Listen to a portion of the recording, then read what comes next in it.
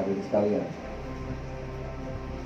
penegakan atau pengendalian minuman keras melalui razia ini merupakan upaya-upaya yang sifatnya adalah penegakan hukum, karena ini kemudian akan dilanjutkan ke sidang-sidang hukum.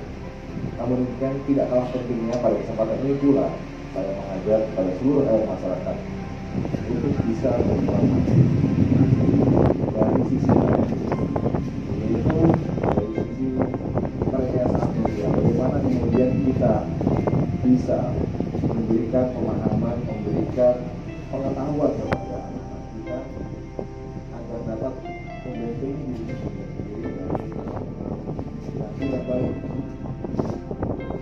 Upaya-upaya untuk mencegah agar minuman keras ini tidak meracuni atau tidak kemudian dikonsumsi oleh anak-anak kita, tentunya selain melakukan penegakan hukum itu juga adalah upaya-upaya yang sifatnya preventif.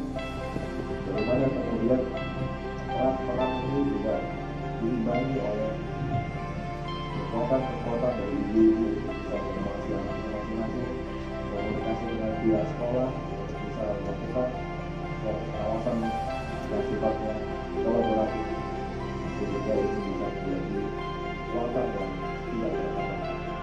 Tapi jangan sampai upaya-upaya perlindungan yang maksimal kemudian tempat-tempatnya sudah diminimalisir, tetapi karena tidak ada benteng diri dari masing-masing anak-anak kita. Kemarin kami juga sempat berdiskusi dengan beberapa tokoh masyarakat bagaimana Pak Kapolres kemudian kalau misalkan ini beralih kepada cara-cara penjualan yang online. Ya, meskipun bisa dilakukan upaya-upaya pencegahan, upaya-upaya pemantauan melalui cyberpatrol, tapi yang paling saya yakini dan saya pahami bahwa memang yang paling terpenting adalah kesejahteraan sosial, yaitu fungsi-fungsi preventif yang dilakukan oleh masing-masing orang tua. Karena biar bagaimanapun minuman keras ini apabila dikonsumsi tidak dengan bijak, dikonsumsi kemudian tidak terkontrol, ini akan mengakibatkan penyimpangan yang buruk, baik itu dalam sisi perilaku, moral, agama, psikologis, dan kesehatan. Yang terus melakukan penindakan tegas terhadap peredaran dan penjualan minuman keras di wilayah Kabupaten Sleman. Upaya pemusnahan barang bukti minuman keras ini menjadi bukti keseriusan Polres Sleman untuk menciptakan suasana kondusif, aman, tertib di lingkungan masyarakat Kabupaten Sleman. Harapkan agar operasi miras ini dapat dilakukan secara terus-menerus serta secara berkesinambungan. Terlebih saat ini kita dihadapkan dengan semakin banyaknya transaksi online yang bermunculan di wilayah Kabupaten Sleman.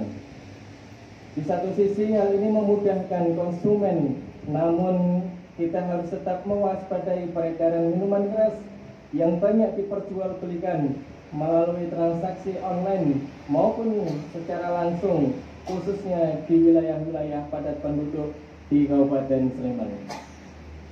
Pada kesempatan ini saya mengajak ke seluruh pihak untuk dapat mendukung penegakan hukum serta peredaran minuman keras, narkotika, dan zat berbahaya lainnya. Dan saya berharap organisasi-organisasi kemasyarakatan juga turut berperan serta dalam mengawasi peredaran minuman keras di wilayah Kabupaten Sleman.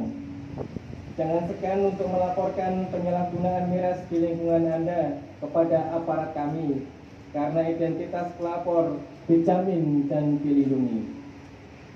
Para hadirin yang berbahagia, suasana kondusif, aman, dan tertib di lingkungan masyarakat Sleman sangatlah dibutuhkan. Hal ini mengingat Sleman sebagai kota pendidikan dan tujuan wisata yang keberhasilannya sangat dipengaruhi oleh lingkungan yang aman dan kondusif. Terlebih sebagai daerah tujuan pendidikan, banyak sekali masyarakat dari luar daerah istimewa Jakarta yang menyekolahkan anak-anaknya di berbagai sekolah ataupun perguruan tinggi yang ada di Kabupaten Sleman. Dengan terciptanya suasana yang aman dan kondusif, tentunya akan memberikan pengaruh positif pada keberhasilan setiap pelajar atau mahasiswa dalam menempuh pendidikannya.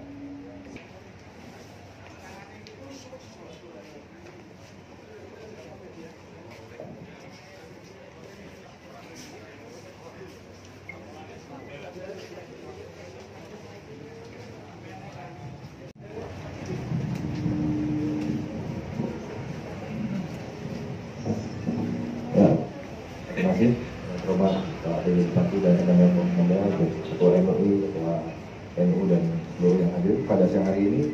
Pada kesempatan press akan kami sampaikan bahwa Polresta Sleman berserta Polsek jajaran selama bulan Juli sampai dengan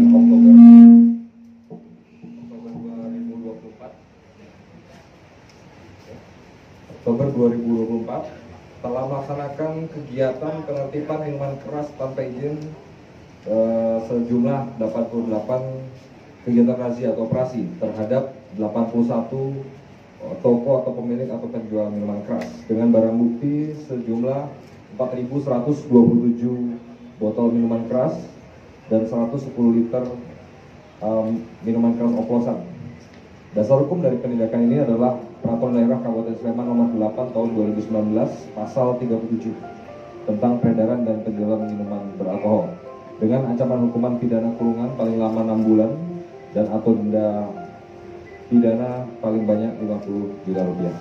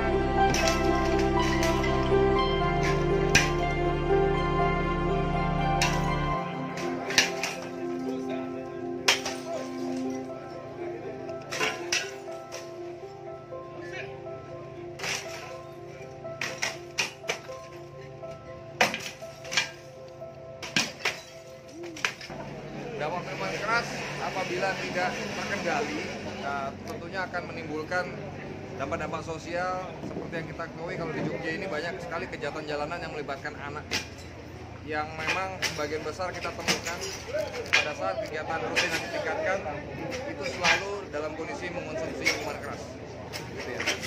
Jadi yang jelas ini kita lakukan penertiban terhadap penjual minuman keras yang tidak memiliki izin.